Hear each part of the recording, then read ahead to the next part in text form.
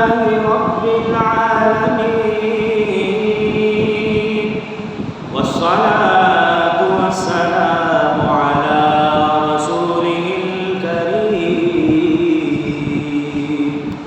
وعلى آله وصحبه أجمعين أما بعد فأعوذ بالله من الشيطان الرجيم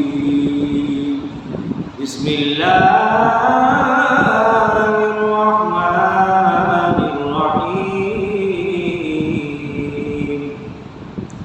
وما كان المؤمنون لينفروا كافة فلولا نفر من كل فرقة منهم طائفة ليتفقهوا في الدين ولينذروا قومهم إذا رجعوا إليهم لعلهم يحذرون صدق الله مولانا العظيم إن الله وملائكته يصلون على النبي يا أيها الذين آمنوا صلوا عليه وسلموا تسلیما.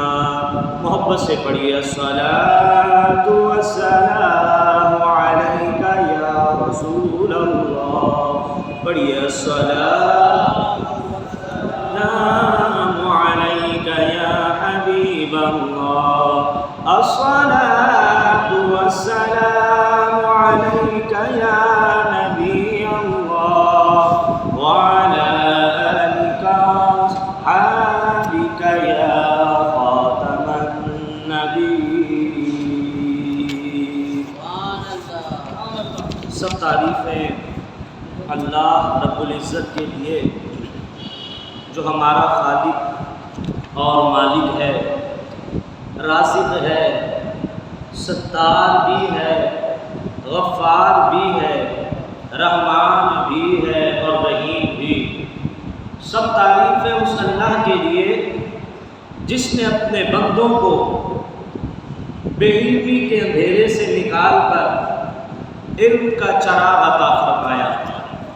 سب تعریفیں اس اللہ کے لیے جس نے علم کے ذریعے اپنے بندوں کو ساری مخلوق پر فضیلت عطا فرمائی.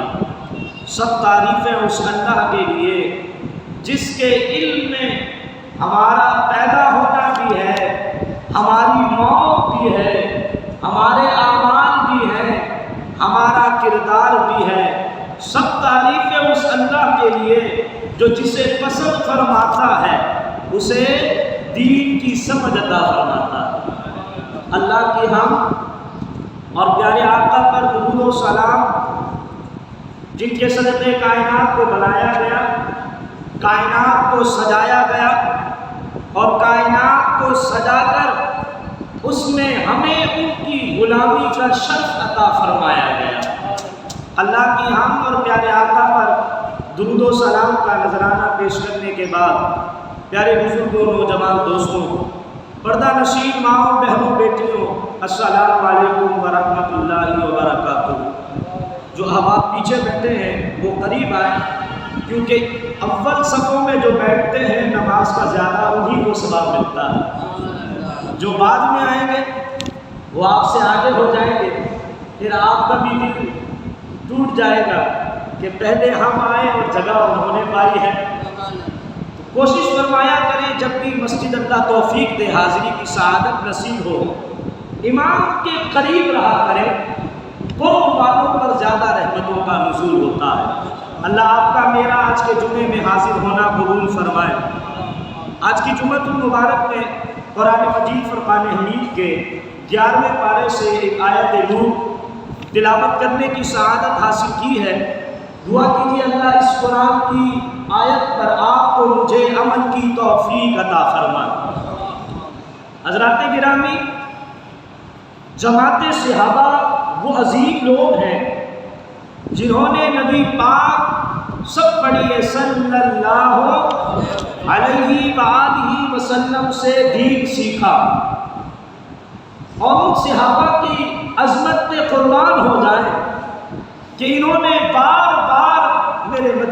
تاج دار کو دیکھا، مکے کی سرزمین پر پیدا ہونے والے رحمت للعالمین محبوب کی زیارت کی۔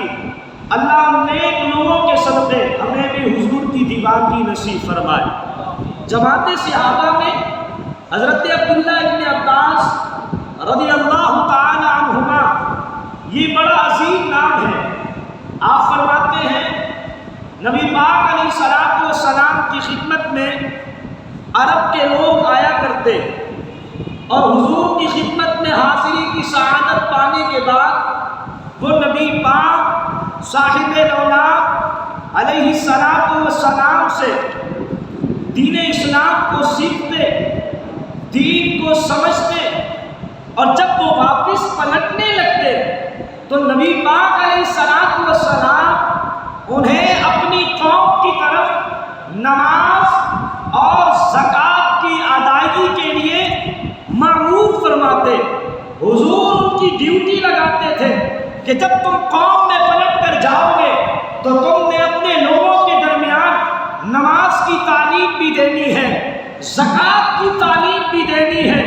حضرات گرامی، حضرت عبداللہ ابن عباس رضی اللہ تعالی عنہما فرماتے ہیں جماعت صحابہ پر یہ اللہ نے کرم فرمایا، جب وہ پلٹ کر اپنی قوموں میں تشریف لاتے تو وہ لوگ آ کر اسلام کی دعوت کو اپنے لوگوں میں عام فرمایا کرتے تھے۔ اللہ کرے ہمیں بھی یہ جذبہ ایمانی نصیب ہو جو ہم دین جمعے کی ان عظیم محافل میں سیکھتے ہیں، وہ بھی ہم اپنی نسلوں کو سکھا کر جنت کے مسافر ہو جائیں۔ حضرت عبداللہ ابن عباس رضی اللہ تعالی عنہما فرماتے ہیں جب لوگ واپس اپنی قوم میں پلٹتے تو پلٹ کر اسلام کی دعوت دیتے، لوگ کہتے کہ جو مسلمان ہو گیا وہ ہمارا ہے، اور جو مسلمان نہیں وہ ہم میں سے نہیں ہے۔ اور جو لوگ اسلام قبول نہیں کرتے تھے وہ انہیں خوف خدا دلایا کرتے تھے، اور اس شوق کے ساتھ اتنی طرف کے ساتھ ان کے آگے اللہ کا ذکر کیا کرتے تھے، مصطفیٰ کی تعلیمات کو بیان کیا کرتے تھے کہ کافر بھی اپنے جھوٹے دین کو چھوڑ کر حضور کے غلام ہو جایا کرتے تھے۔ اور جب لوگ اسلام قبول کر لیتے تو لوگ پھر پلٹ کر مدینے والے آقا کی خدمت میں حاضر ہوتے، اور حضور کی خدمت میں آ کر لوگ دین سیکھا کرتے تھے، لوگ دینی تعلیمات سے اپنے سینوں کو منور فرمایا کرتے تھے، اور یوں لوگوں کے حالات بدل جایا کرتے تھے، لوگوں کی قسمت سنور جایا کرتی تھی۔ میرے آقا سے محبت کرنے والوں، حضرت عبداللہ ابن عباس رضی اللہ تعالی عنہما فرماتے ہیں حضور کا یہ معجزہ ہے کہ وہ لوگ جو بالکل پڑھے لکھے نہیں ہوتے تھے، جن کے پاس علم کی عین بھی نہیں ہوتی تھی، جن کے پاس ایک لفظ کا علم بھی نہیں ہوتا تھا، جب وہ میرے آقا کے در کے فقیر بنتے تھے، مصطفیٰ کی نگاہ نبوت پڑتی تھی، حالات بدل جاتے تھے۔ وہ جو ایک لفظ نہیں جانتے تھے، مصطفیٰ کی نگاہ سے تھوڑے دنوں میں وہ عالم بھی بن جاتے تھے اور دین کی طرف بلانے والے بھی بن جاتے تھے۔ حضرات گرامی، اس ساری بات کا خلاصہ یہ نکلا کہ نبی پاک علیہ الصلوۃ والسلام نے لوگوں کو دین سکھایا، اور لوگوں نے دین سیکھنے کے بعد اپنے گھر جا کر، اپنے قبیلے میں، اپنی قوم میں، اپنے علاقے میں، دیہات سے تعلق رکھنے والے تھے تو دیہات میں، شہر سے تعلق رکھنے والے تھے تو انہوں نے شہروں میں جا کر حضور کا پیغام پہنچایا، حضور کی بات پہنچائی۔ اب آپ کا میرا حق بنتا ہے کہ ہم بھی وہ کام کریں جس کام کو اللہ اور اس کا رسول پسند فرماتا ہے، اور وہ کام کیا ہے؟ پہلے دین سیکھیں، دین سمجھیں، اور پھر جا کر دین اپنی نسل کو سکھائیں۔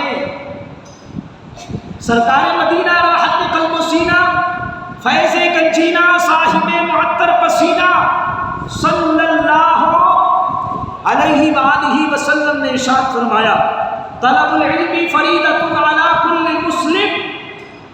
حضور نے فرمایا ہر مسلمان مرد عورت پر علم حاصل کرنا فرض ہے. احناف کے علماء وہ فرماتے ہیں کہ علم حاصل کرنا فرض ہے اور مسلمان کو جو چیزیں سیکھنا فرض ہے جو واجب ہیں اور جن چیزوں کو اسلام نے حرام کہا ان باتوں سے اپنے آپ کو بچانے کا علم حاصل کرنا یہ مسلمانوں پر فرض عین ہے. جس طرح نماز فرض ہے، روزہ فرض ہے، زکوٰۃ فرض ہے، مالدار پر حج فرض ہے، اسی طرح ہر مسلمان مرد عورت پر اس کی حیثیت کے مطابق، اس کی پرسنالٹی کے مطابق، اس کی ایجوکیشن کے مطابق اس کا علم حاصل کرنا فرض ہے. دنیا میں مسلمان جب تک ترقی یافتہ رہے اس کے پیچھے راز میرے مصطفیٰ کی تعلیمات تھی. کہیے سبحان اللہ. اور جب مسلمانوں نے اپنے نبی سے اپنا رشتہ کمزور کر دیا تو مسلمان آج دنیا میں در در کی ٹھوکر کھا رہا ہے. گھر میں بھی پریشانی، دکان ہو یا آفس، ہر جگہ پریشانی اس کے آگے پیچھے منڈرا رہی ہے. اس کی وجہ صرف ہمارا اپنے آقا سے تعلق کمزور ہے. ہم دین مصطفیٰ نہیں سیکھتے، اپنے نبی کا دین سیکھیں. اور میں آپ سے یہ عرض کروں گا، یہ جمعے کی جو محافل ہوتی ہے نا، آپ اس کو اہمیت دیں. آج آپ ہم 100 150 1000 2000 لوگ ہیں.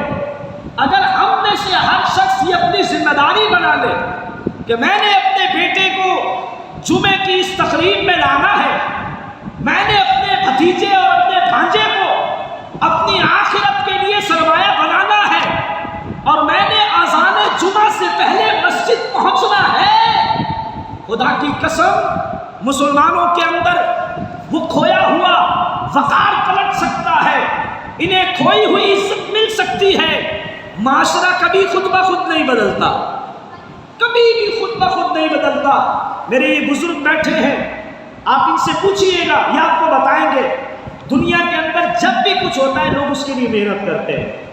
وداؤٹ محنت کائنات میں کسی شخص کو کچھ نہیں ملا. اگر آپ چاہتے ہیں آپ کو عزت مل جائے تو پلٹیے مصطفیٰ جان رحمت صلی اللہ علیہ وآلہ وسلم کی تعلیمات سیکھنے کی جانب. حضرت امام شافعی رحمۃ اللہ تعالی علیہ بہت بڑے عالم ہیں. آپ فرماتے ہیں میرے نزدیک نفل نماز سے زیادہ دین اسلام سیکھنا افضل ہے. اس کا آسان جملہ آپ کی خدمت میں عرض کرتا ہوں. گویا کہ امام شافعی فرما رہے ہیں لوگوں نفل پڑھنے سے بھی ثواب ملتا ہے لیکن نفل پڑھنے سے زیادہ ثواب میرے نبی کے دین کو سیکھنے سے ملتا ہے. آج مسلمانوں کے اندر الحمدللہ ثم الحمدللہ ہم رب کا لاکھوں لاکھ شکر ادا کرتے ہیں کہ اب بھی اتنے جذبات موجود ہیں کہ لوگ نوافل ادا کرتے ہیں. کہیے الحمدللہ. ابھی بڑی رات گئی ہے، بڑی رحمتوں والی رات تھی. میں نے خود دیکھا نوجوان بزرگ حضرات لوگ اپنے گھروں کو پلٹ رہے تھے مسجد کے کسی پلر کے ساتھ، کوئی آنگن میں، کوئی کسی مقام پر اللہ کے حضور جبین نیاز جھکا رہے تھے. نفل کی صورت میں رب کو منانے کی کوشش کر رہے تھے. شعبان کا مہینہ آ رہا ہے، پھر 15ویں شب آئے گی، لوگ پھر آئیں گے. الحمدللہ آج بھی مسلمانوں میں یہ جذبہ موجود ہے، وہ نوافل پڑھتے ہیں اور رب کو یاد کرتے ہیں. بہت اچھی بات ہے آپ نوافل پڑھتے ہیں. جس شوق سے آپ نفل نماز کی جانب توجہ رکھتے ہیں، راتوں کو جاگ کر نفل پڑھتے ہیں، اسی طرح یہ شوق بھی پیدا کریں کہ ہم نے کام چھوڑ کر مصطفیٰ کا دین سیکھنے کے لیے جمعے کے دن مسجدوں کو آباد کرنا ہے. یہ شوق پیدا کریں گے نا، یقین کریں وہ وقت آئے گا، وہ وقت آئے گا کبھی کبھی ایسے ایسے بزرگوں کی زیارت ہوگی خواب میں کہ دل چاہے گا اب تو دہلیز مصطفیٰ پہ بھی جانا چاہیے، اور کبھی ایسا وقت بھی آئے گا کہ کریم خود تشریف لائیں گے اور خواب میں دیدار بھی کرائیں گے، اور تم کسی مسئلے میں پھنس جاؤ گے، مصطفیٰ کرم فرما کر تمہارے مسئلے کو بھی حل فرمائیں گے۔ بس شوق پیدا کریں۔ صحابہ کرام رضی اللہ تعالیٰ عنہ کے اندر یہ شوق تھا۔ میں نے اپنے آقا سے یہ سیکھا ہے، وہ فخریہ بتاتے تھے ہمارے پاس کیا ہے ایسا جو ہم اپنے لوگوں کو فخر سے بتائیں کہ میرے پاس میرے حضور کی یہ امانت ہے۔ ہمارے دوست بڑی خوشی سے کہتے ہیں امام صاحب ہمارے پاس گاڑی ہے، امام صاحب ہمارے پاس یہ نعمت ہے، اللہ آپ کی نعمت کو سلامت رکھے، کہیے آمین۔ ہمیں خوشی ہے کہ آپ کے پاس رب کی یہ نعمت ہے، لیکن یاد رکھیں یہ نعمت عارضی ہے۔ وہ گھر کی صورت میں ہو، وہ گاڑی کی صورت میں ہو، وہ حلال روزی کی صورت میں ہو، وہ نیک اولاد کی صورت میں ہو، اللہ ان ساری نعمتوں کو آپ کے لیے سلامت رکھے۔ یہ عارضی ہیں، جو حقیقی نعمت ہے نا، جس نے قبر میں جانا ہے، وہ مصطفیٰ کا علم ہے جو آپ کے سینے میں بند ہوگا اور قبر میں آپ کے ساتھ جائے گا۔ یہ شوق پیدا کریں، اپنی نسل میں شوق پیدا کریں۔ آپ جب اس کو سیکھنے کے لیے جائیں گے تو کمال ہو جائے گا۔ میرے آقا فرماتے ہیں جو دین اسلام سیکھنے کے لیے گھر سے نکلتا ہے، اللہ اس کے لیے جنت کا سفر آسان فرما دیتا ہے۔ اسلام کے اندر عقائد و نظریات کا علم بھی ہے، اصلاح معاشرہ کا علم بھی ہے، مسائل کا علم بھی ہے، انبیاء کے واقعات کا علم بھی ہے، بہت سارے علوم ہیں، اور ان سارے علوم میں جو سب سے زیادہ ثواب رکھنے والا علم ہے، جس کو سیکھنے سے فضیلت حاصل ہوتی ہے، انسان کو اپنے لوگوں میں عزت ملتی ہے، وہ ہے دین مصطفیٰ کے مسائل کا علم۔ جو لوگ اس علم کو حاصل کرتے ہیں وہ لوگ اللہ کے پسندیدہ بندے ہوتے ہیں۔ سرکار کا فرمان ہے، نبی پاک صلی اللہ علیہ وآلہ وسلم نے فرمایا، اللہ جس سے بھلائی کا ارادہ فرماتا ہے اللہ اسے دین کی سمجھ عطا فرماتا ہے۔ اپنے اندر شوق پیدا کریں کہ میں رب کا پسندیدہ بن جاؤں، دعا کریں، دعا کے ساتھ کسی عالم کی صحبت اختیار کریں، اس لیے کہ ہمیں زندگی گزارنی ہے نا، ہم نے کھانا بھی ہے، پینا بھی ہے، شادیاں بھی کرنی ہے، اولاد کی تربیت بھی کرنی ہے، کاروبار بھی کرنا ہے، کاروبار میں انویسٹ کرنا ہے، کہیں سے پروفٹ لینا ہے۔ تو یہ سارے مسائل اگر ہم نے نہیں سیکھے ہوں گے اور ہم حرام میں پڑ گئے تو بتائیں قیامت کے دن اللہ کو کیسے حساب دیں گے۔ اس لیے مسلمان بزرگوں، نوجوانوں، اپنے اندر یہ شوق پیدا کریں کہ ہم نے دین سیکھنا ہے۔ بعض میرے بزرگ نوجوان بڑی محبت سے کبھی کبھی آ کر عرض کرتے ہیں، امام صاحب شوق تو ہے دین سیکھنے کا، لیکن مسئلہ یہ ہے کہ میں عمر کے اس حصے میں ہوں، اب بہت ساری چیزیں یاد نہیں رہتی۔ تو میں نے اپنے علماء سے یہ بات سنی ہے، علم مصطفیٰ اور قرآن کا علم وہ علم ہے جس سے انسان کا حافظہ مضبوط ہو جاتا ہے۔ آپ آئیں اس طرف، حضور سے جن لوگوں نے دین سیکھا وہ لوگ 40 سال کے تھے، 50 سال کے تھے، حضرت سلمان فارسی تو 200 سال کے تھے، کہے سبحان اللہ۔ اگر 200 سال والا حضور کا دین سیکھنے کے لیے آئے اور اسے مصطفیٰ کے دین کی باتیں یاد ہو جائیں تو ہم 40، 50، 60، 70 سال والوں کو بھی یاد ہو سکتی ہے۔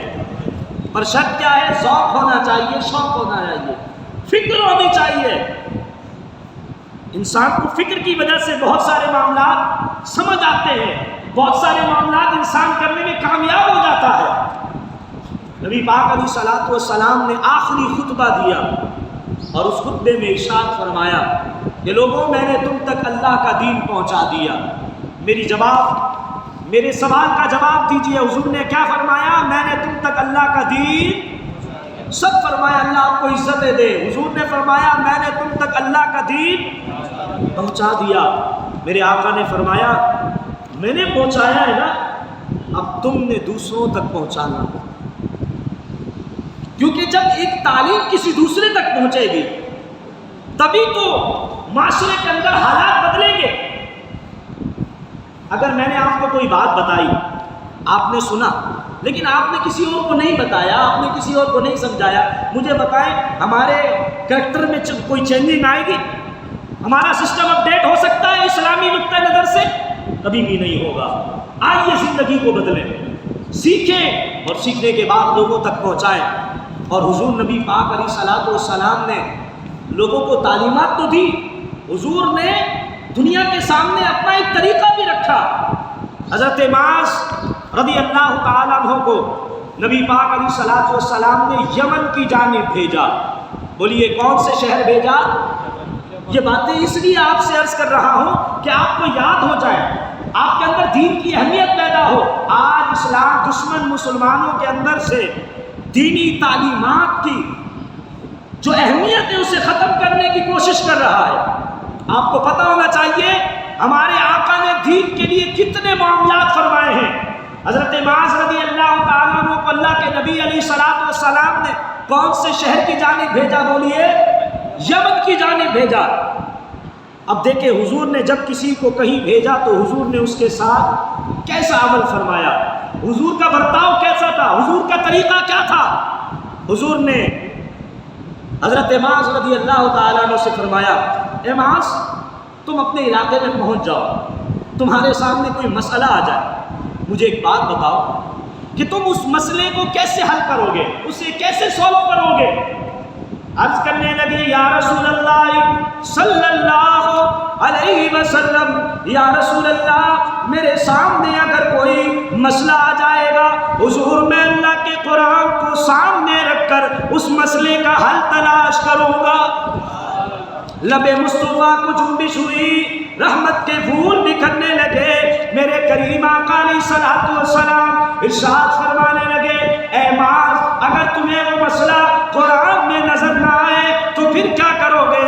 عرض کی یا رسول اللہ صلی اللہ علیہ وسلم اگر مسئلہ مجھے قرآن میں تلاش کرنے سے نہ ملا، کیونکہ یہ بات یاد رکھیے گا قرآن اللہ کا قرآن ہے، قرآن اللہ کی کتاب ہے، یہ قیامت تک کے لیے ہدایت ہے، رحمت ہے، برکت ہے، مسائل کا حل ہے۔ انسان اپنے علم میں کمزور ہے، انسان کی عقل محدود ہے، یہ قرآن اللہ کا کلام ہے، اس کے اندر سے علم قیامت تک لوگوں کو ملتا رہے گا۔ اس لیے حضرت معاذ رضی اللہ تعالیٰ عنہ فرمانے لگے یا رسول اللہ اگر کوئی مسئلہ میں قرآن میں تلاش نہ کر سکا، قرآن میں تلاش کرتے کرتے نہ پا سکا، میری عقل جواب دے گئی یا رسول اللہ میں آپ کی حدیث کو دیکھ کر قرآن کے بعد مسئلے کا حل نکال لوں گا۔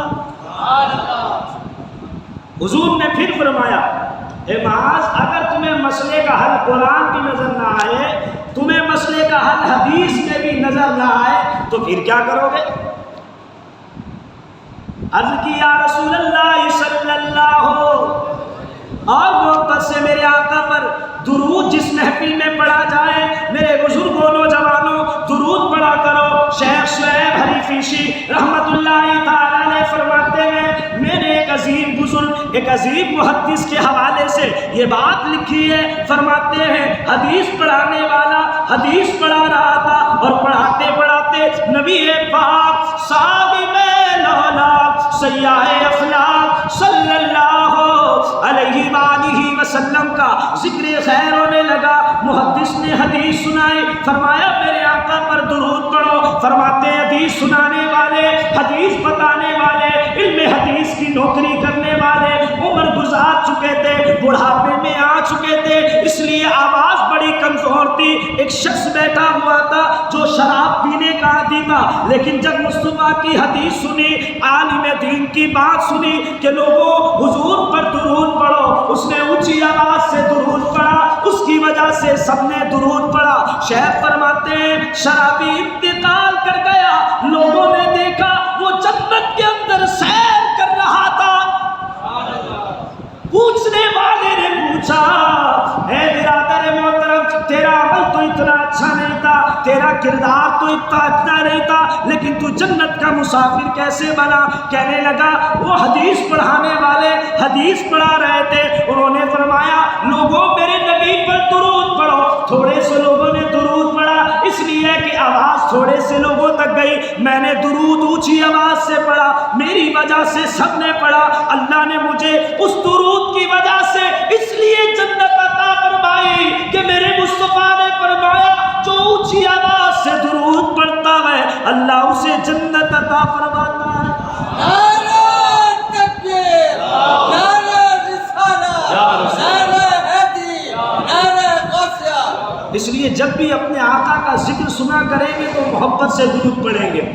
حضرت معاذ رضی اللہ تعالیٰ عنہ نے عرض کی یا رسول اللہ صلی اللہ علیہ وسلم اگر میں قرآن میں بھی مسئلے کا حل نہیں پاؤں گا، حدیث میں بھی مسئلے کا حل نہیں پاؤں گا، یا رسول اللہ قرآن و حدیث کو سامنے رکھ کے میں اجتہاد کروں گا۔ حضور نے جب یہ بات سنی حضرت معاذ فرماتے ہیں میرے آقا بڑے خوش ہوئے، حضور نے اپنا دست مبارک میرے سینے پہ رکھا اور رکھ کر فرمانے لگے سب تعریفیں اس اللہ کے لیے جس نے اپنے نبی کے غلام کو یہ طاقت عطا فرمائی کہ وہ قرآن و حدیث سے مسئلے نکال سکتا ہے۔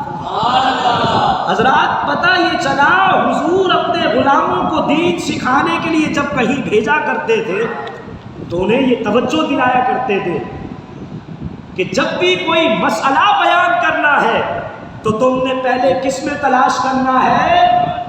سب کہیں کس میں تلاش کرنا ہے؟ اللہ آپ کے بچوں کو قرآن کا حافظ بنائے اور ہم سب کو قرآن کا عامل بنائے۔ جب مسئلے کا حل نکالنا ہو تو پہلے کس میں تلاش کرنا ہے؟ قرآن میں تلاش کرنا ہے۔ اور اگر مسئلے کا حل قرآن میں نہ ملے تو پھر کہاں تلاش کریں گے؟ رسول اللہ صلی اللہ علیہ وسلم کی حدیث میں تلاش کریں گے۔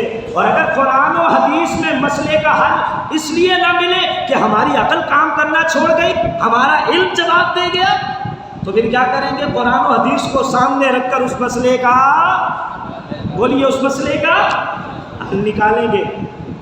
اب ایک سوال پیدا ہوتا ہے، آپ بھی یہ سوال کر سکتے ہیں امام صاحب، یہ کیسے پتہ چلے گا کہ یہ جو مسئلے کا حل ہم نے قرآن حدیث کو سامنے رکھ کر نکالا ہے، کسی عالم نے نکالا ہے، کسی مفتی نے نکالا ہے، یہ درست ہے کہ نہیں؟ سوال پیدا ہوتا ہے کہ نہیں؟ بولیے ہوتا ہے نا؟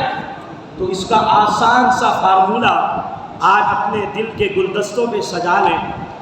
جب کوئی مسئلہ قرآن سے نہ ملے، حدیث سے نہ ملے، اس کے صحیح ہونے کی دلیل یہ ہے کہ وہ نہ تو قرآن سے ٹکرا رہا ہوگا نہ حدیث سے ٹکرا رہا ہوگا، بلکہ اس کی ایک نشانی یہ بھی ہے کہ نہ قرآن نے اس کو منع کیا ہوگا نہ حدیث نے منع کیا ہوگا۔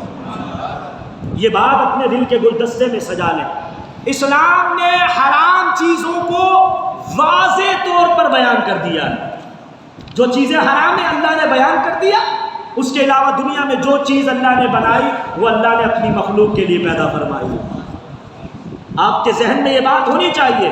تو میں عرض کر رہا تھا حضور علیہ الصلوۃ والسلام نے دین سکھایا، حضور نے اپنے غلاموں کو سب بولے حضور نے اپنے غلاموں کو دین سکھانے کے بعد دوسری ڈیوٹی لگائی کہ وہ جا کر دوسروں کو دین بولیے دوسروں کو دین سکھائیں۔ اب مسلمانوں کی جب یہ ذمہ داری ہو گئی تو بتائیں جنہوں نے حضور کا دیدار کیا ہوگا انہوں نے اس ڈیوٹی کو کیسا نبھایا ہوگا؟ اس کی مثال لا سکتا ہے کوئی؟ حضرات گرامی، حضور نے جب حجت الوداع میں فرمایا نا میں نے تم تک دین پہنچا دیا، اب تم نے دین دوسروں تک بولیے پہنچانا ہے، تو اب کیا ہوا؟ حضرات گرامی، نبی پاک صادق الاولاد سیاق افلاک علیہ الصلوۃ والسلام کائنات عالم سے پردہ فرما گئے۔ حضرت صدیق اکبر حضور کے جانشین مقرر ہوئے، حالات بدلنے لگے۔ جنگ یمامہ میں مسلمانوں کی کثیر تعداد شہید ہو گئی۔ حضرت عمر کو سلام، آپ نے جناب صدیق اکبر سے عرض کی یا امیر المؤمنین مہربانی فرمائے قرآن کو جمع فرمائے، کہیں ایسا نہ ہو قرآن کے حافظ شہید ہوتے رہے اور ہوتے ہوتے اتنے شہید ہو جائیں کہ ہم بھی قرآن سے محروم ہو جائیں۔ اللہ اکبر۔ پہلے حضرت صدیق اکبر رضی اللہ تعالیٰ عنہ نے انکار فرما دیا، لیکن بعد میں حضرت صدیق اکبر فرماتے ہیں رب نے کرم فرمایا، حضرت عمر کی طرح میرے دل پر بھی اپنی رحمت کا نزول فرمایا۔ اور پھر انعام کیا نکلا کہ حضور نے فرمایا تھا میرا پیغام دوسروں تک پہنچانا، تو حضرت صدیق اکبر نے پورے قرآن کو جمع فرما کر کتابی صورت دی۔ اے سبحان اللہ۔ یہ جو آج ہمارے پاس قرآن ہے، اس کے لیے سب سے پہلی خدمت کرنے والے حضرت صدیق اکبر رضی اللہ تعالیٰ عنہ ہیں، پھر حضرت عمر نے خدمت کی، پھر حضرت عثمان غنی نے تو پوری دنیا میں اس کے لیے محنت پیش فرمائی۔ حضرات گرامی، جناب صدیق اکبر حضور کے قدموں میں آرام فرما، جناب فاروق اعظم حضور کے قدموں میں آرام فرما، جناب عثمان غنی جنت البقیع میں آرام فرما۔ جب موقع آیا حضرت علی المرتضیٰ شیر خدا رضی اللہ تعالیٰ عنہ کا، آپ نے دین پھیلانے کے لیے لوگوں کو دنیا بھر میں سفر کرایا، بلکہ خود مدینے سے سفر فرما کر کوفے کی سرزمین پہ تشریف لائے، اور جب وہاں تشریف لائے تو آپ نے علم کے دریا بہا دیے اور علم کا ایسا ماحول بنایا کہ بڑے بڑے علماء سرزمین کوفہ سے نظر آتے ہیں۔ جب حضرت علی وہاں تشریف لائے، حضرت اسماعیل بن حماد، یہ نام یاد کیجئے گا، زندگی بھر یہ نام آپ کو کام آئے گا۔ میں باپ کو جس جانب لا رہا ہوں آپ کا ایمان تازہ ہو جائے گا۔ بڑی بہترین اور بڑے نیچے لیول سے میں نے آپ کو تمہید کے طور پر گفتگو سنائی۔ یہ نام آپ کو کہاں یاد دلائے گا؟ میری بات کے اختتام پر آپ کو سمجھ میں آئے گا۔ نام کیا ہے؟ حضرت اسماعیل بن عمار۔ سب بولے اسماعیل بن، سب بولے اسماعیل بن۔ یہ فرماتے ہیں حضرت علی جس زمانے میں کوفہ تشریف لائے، میرے دادا کے دادا اپنے بیٹے ثابت کو لے کر حضرت علی کی خدمت میں دعا کے لیے تشریف لائے۔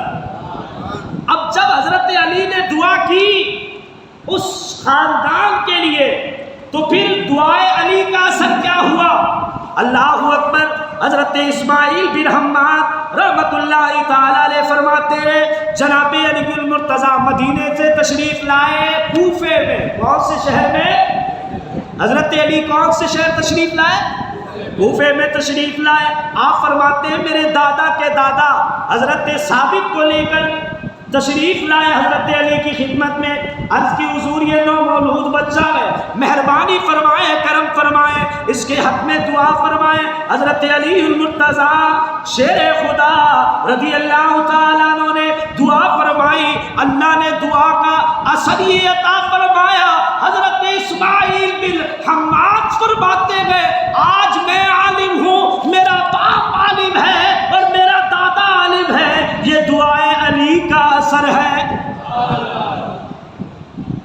اب آپ کہیں گے امام صاحب دعائے علی کی اثر سے 3 خاندان عالم نظر آئے، تو اس ہستی کا بھی تعارف کرائیے جس خاندان کے حق میں حضرت علی دعا کرے۔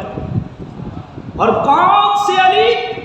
جس کا بیٹا ایک نہیں 2 اور دونوں کے دونوں جنتی نوجوانوں کے سردار، وہ علی جو علم کے پیکر ہے، جن کے بارے میں حضور نے فرمایا انا مدینۃ العلم علی بابھا، میں علم کا شہر ہوں اور علی اس شہر کا دروازہ ہے۔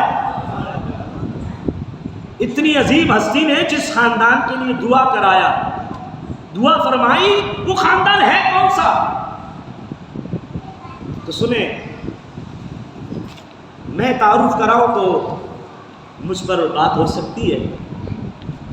چلیے آج ہم اس عظیم شخصیت سے عرض کرتے ہیں کہ جس خاندان کے لیے حضرت علی نے دعا فرمائی آپ ان کا تعارف کرائیں، کیونکہ آپ کا ذکر تو حضرت خواجہ معین الدین چشتی اجمیری علیہ رحمہ نے بھی فرمایا ہے، جن کے بارے میں حضرت خواجہ معین الدین چشتی سنجری اجمیری فرماتے ہیں گنج بخشے فیض عالم مظہر نور خدا نہ کسانا پیر کامل کاملہ رہنما۔ آئیے داتا صاحب کی خدمت میں عرض کرتے ہیں، اے میرے داتا تیری چوکھٹ پہ آنے والے مال بھی لے کے جاتے ہیں، بھوکے ہو تو کھانا بھی لے کے جاتے ہیں، ہم علم کے پیاسے ہیں، ہمیں نہیں پتا حضرت علی نے جس خاندان کے لیے دعا فرمائی وہ خاندان کون سا ہے۔ میرے داتا نے قلم اٹھایا، فرمانے لگے میں حضرت بلال حبشی کے مزار پہ حاضر تھا، میری آنکھ لگی، مجھ پر کرم ہوا، مجھے حضور کا دیدار ہوا۔ فرماتے میں نے دیکھا میرے آقا اپنے حسن و جمال سے، اپنے جمال والے ہاتھوں سے کسی ہستی کو گود میں لیے ہوئے ہیں اور حضور سفر فرما رہے ہیں۔ میں نے عرض کی سرکار یہ وہ شخصیت کون سی ہے جسے گود میں لیا ہوا ہے؟ حضرت داتا گنبک علی اجمیری رحمت اللہ تعالیٰ نے فرماتے ہیں لب مصطفیٰ کو جنبش ہوئی، رحمت کے پھول بکھرنے لگے۔ میرے مصطفیٰ نے فرمایا اے علی اجمیری یہ تیرا امام جسے دنیا امام اعظم کہتی ہے یہ میری آغوش میں ہے۔ حضرات پتہ کیا چلا؟ وہ عظیم ہستی جس کے حق میں حضرت علی نے دعا فرمائی تھی اسے دنیا امام اعظم ابو حنیفہ کہتی ہے۔ امام اعظم ابو حنیفہ رحمۃ اللہ تعالی علیہ کا ذکر آج کے جمعے میں اس لیے ہے کہ شعبان کی 2 تاریخ کو حضرت امام اعظم ابو حنیفہ رحمۃ اللہ تعالی علیہ پیدا ہوئے تھے، تو یاد رکھیں ان کا ذکر کریں، اور ہمارے امام ہیں ہمیں ان کو یاد کرنا چاہیے۔ 80 ہجری میں پیدا ہوئے، اور امام اعظم کیوں کہتے ہیں اس سوال کا ایک ہی جواب عرض کرتا ہوں کہ امام اعظم کے دور میں بڑے بڑے عالم موجود تھے۔ ہمارے دور کے محدث علامہ غلام رسول سعیدی رحمۃ اللہ تعالی علیہ نے تذکرۃ المحدثین میں لکھا کہ آپ کے زمانے میں بڑے بڑے علماء تھے، امام مالک بھی تھے، حضرت سفیان ثوری بھی تھے اور دیگر علماء موجود تھے۔ فرماتے ہیں امام اعظم کو امام اعظم اس لیے کہتے ہیں کہ جتنے علماء تھے انہوں نے کسی نہ کسی ہستی سے علم حاصل کیا، اور امام اعظم نے ان سے علم حاصل کیا جنہوں نے مصطفیٰ سے علم حاصل کیا۔ اور امام اعظم فرماتے ہیں 7 لوگوں سے تو میں نے حدیثیں سنی بھی ہے، یاد بھی کی ہے، اس لیے ان کو امام اعظم کہتے ہیں۔ حضرت انس بن مالک رضی اللہ تعالیٰ عنہ سے اور دیگر صحابہ سے آپ نے ملاقات کی۔ حضرات آپ سے عرض ہے اپنی زندگی کو بدلیں اور علم سے محبت کریں، اور حضرت امام اعظم ابو حنیفہ رحمۃ اللہ تعالیٰ علیہ وہ عظیم ہستی ہیں جن کے بارے میں امام مسلم نے 2 حدیثیں روایت کی ہیں کہ ابھی یہ پیدا بھی نہیں ہوئے حضور نے ان کا ذکر فرما دیا تھا۔ حضرت ابو ہریرہ فرماتے ہیں نحن جلوسا عند النبی صلی اللہ علیہ وسلم، ہم قریب آقا کی چوکھٹ پہ بیٹھے تھے، وفینا سلمان الفارسی، اور ہمارے درمیان حضرت سلمان فارسی موجود تھے۔ اور حضرت ابو ہریرہ فرماتے ہیں فوضع النبی صلی اللہ علیہ وسلم، حضور نے اپنا ہاتھ حضرت سلمان پہ رکھا اور پھر فرمایا لو کان الایمان عند الثریا، اگر ایمان اور علم ثریا کے پاس چلا جائے، یہ ایک ستارے کا نام ہے، حضور نے فرمایا علم اگر ثریا کے پاس بھی چلا جائے گا تو فارسی نسل سے ایک شخص اس علم کو وہاں سے بھی حاصل کر لے گا۔ اور صحابہ کرام کے بعد جو سب سے بڑا عالم تھا جس نے دین کے مسائل صبح و شام نبی پاک کے غلاموں کو سکھائے، اسے حضرت امام اعظم ابو حنیفہ کہا جاتا ہے۔ تو آئیے اپنی زندگی کو بدلیے. آج اس محفل میں یہ عزم کریں کہ ہم نے انشاءاللہ دین مصطفیٰ سیکھنا بھی ہے اور آقا کی امت تک پہنچانا ہے. آپ دوسروں تک نہیں پہنچا سکتے تو اپنے گھر والوں تک ضرور دین کا پیغام پہنچائیں. جمعے میں آتے ہیں تو یہ آپ کی ذمہ داری ہے آپ دین کا پیغام پہنچائیں. اور ایک پیغام میری اپنی جانب سے آپ سے عرض کروں گا اور ایک پیغام انتظامیہ کی جانب سے عرض کرنا ہے. تو تھوڑا سا ٹائم آپ کا لوں گا, آپ ناراض تو نہیں ہوں گے؟ بس تھوڑا سا بالکل مختصر سا. ایک میرا جو پیغام ہے, آپ مجھے بتائیں جنوری فروری کے بعد کون سا مہینہ آتا ہے؟ سب بولیں. یہ اس لیے پوچھا ہے کہ یاد تو سب کو ہے لیکن حالات کو بھی دیکھیے. مارچ کی تاریخ میں ایک تو غازی اسلام ملک ممتاز قادری علیہ رحمہ کا عرس ہوتا ہے. انہوں نے امت پر احسان کیا اور حضور کی عزت و ناموس پر پہرا دیا. اور دوسرا 8 مارچ کو دنیا بھر میں بےغیرتی ہوتی ہے. عورت مارچ کے نام پر بےہودگی پھیلائی جاتی ہے. آپ اور میں مسلمان ہیں تو مسلمانوں کی ذمہ داری ہے, مسلمان اپنے گھر میں تو ایسی چیز کو روکے گا. آج بے حیائی اور برائی کو پھیلانے کے لیے عورت کا نام استعمال کیا جا رہا ہے. آپ نے اپنی بچیوں کو یہ درس دینا ہے, اپنی بچیوں کو سکھانا ہے کہ بیٹا آپ سینہ بسینہ یہ کام کریں. ایک خاتون دوسری خاتون کو بتائے کہ ہم اس بے حیائی کے دن کا بائیکاٹ کریں گے, اس لیے کہ ہم مسلمان ہیں, ہمارا دین اسلام ہے, یہ وطن اسلام کے نام پر بنا. اب لوگ اتنے سر پہ چڑھ جائیں گے کہ وہ ہماری بہنوں بیٹیوں کو غلط نعرے لگا کر اسلام سے دور کریں گے. آپ میری بات نہ سنیں, صرف آپ پچھلے سال کا ریکارڈ نکال کر دیکھ لیں. ان کمینی عورتوں نے کون سے ہاتھوں میں کارڈ اٹھائے ہوئے تھے, میرا جسم میری مرضی کے نام پر. جو گندی باتیں یہ لکھ کر سڑکوں پہ آئیں وہ بات آپ اپنے گھر میں بھی نہیں کر سکتے. مسلمانوں اپنے آپ کو جگاؤ. اعلیٰ حضرت نے فرمایا سونے والوں جاگتے رہنا چوروں کی رکھوالی ہے, جاگیے. میں نے گزشتہ مہینے جمعے میں بھی عرض کیا تھا کہ آج ہندوستان کی سرزمین پر بیٹیاں برقع پہننا چاہتی ہیں. آپ نے دیکھا ہے نا, کالج جانے والی لڑکیاں برقع پہننا چاہتی ہیں, لیکن ان کو کیوں نہیں پہننے دیا جا رہا؟ اس لیے کہ مسلمانوں نے پہلے سستی کی. مسلمان پہلے بولتے رہے یار سب چلتا ہے سب چلتا ہے, مولوی صاحب تو ایسی ہیں, ان کا کام تو بولنا ہے, بولنے دو ان کو, ہمیں تو ترقی کرنی ہے. جب ان کی نئی نسل کو سمجھ آیا کہ ترقی تو حضور کے دین میں ہے, ترقی تو اسلام میں ہے, ترقی تو آقا کے قدموں میں ہے, اب وہ اپنے دین پر پلٹنا بھی چاہ رہے ہیں تو ان کے باپ دادا کی غلطیوں کی وجہ سے اب ان پر ظلم و ستم ہو رہا ہے.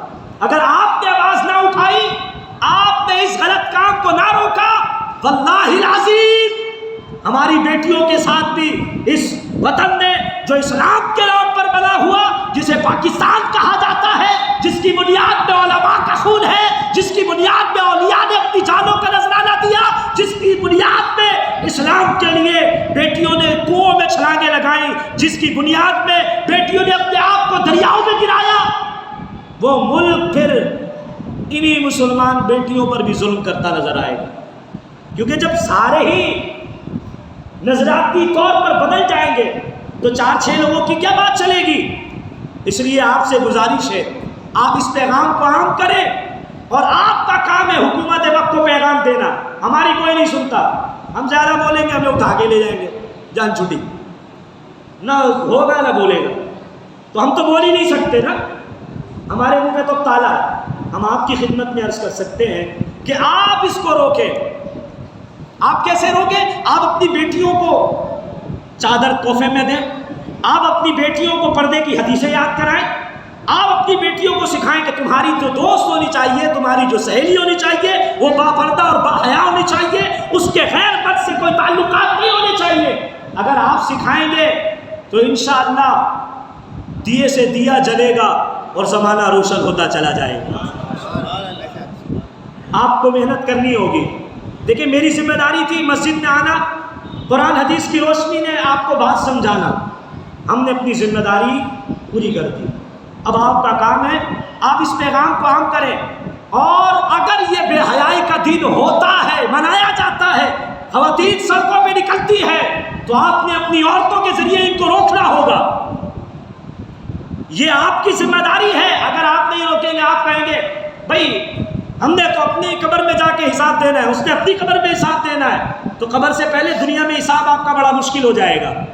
اس لیے یہ ذمہ داری آپ کی بنتی ہے کہ آپ اس کام کو رکوانے کے لیے اپنے اسٹاف سے، اپنے ذمہ داروں سے اور اپنے تعلقات والوں سے کہیں کہ اس بے حیائی کو روکا جائے، اس لیے کہ کل اس زد میں میری بیٹی بھی آ سکتی ہے بھائی، کل اس بہاؤ میں میرا خاندان بھی بہ سکتا ہے۔ اللہ سے دعا کرے کہ اللہ ہمارے معاشرے کو اس بری فضا سے محفوظ فرمائے، اور اللہ فضائے مدینہ کا صدقہ ہمارے معاشرے میں پردے کی رحمت والی ہوا عطا فرمائے۔ اور آخری پیغام یہ ہے کہ آپ جانتے ہیں مسجد کا تعمیراتی کام کا سلسلہ چل رہا ہے، اور اسی سلسلے میں مسجد کا ایک دروازہ بھی بند ہے، اور اسے کھلوانے کے لیے آپ کے تعاون کی ضرورت ہے۔ گزشتہ کئی ہفتوں سے جمعۃ المبارک میں دعا سے قبل آپ سے عرض کر رہا تھا کہ آپ احباب تعاون کریں، تو کچھ لوگوں نے تعاون کیا ہے الحمدللہ۔ میں دعا کروں گا اللہ ان سب کے روزی میں برکت عطا فرمائے جن کے تعاون سے یہ کام شروع ہو گیا، کئی آمین۔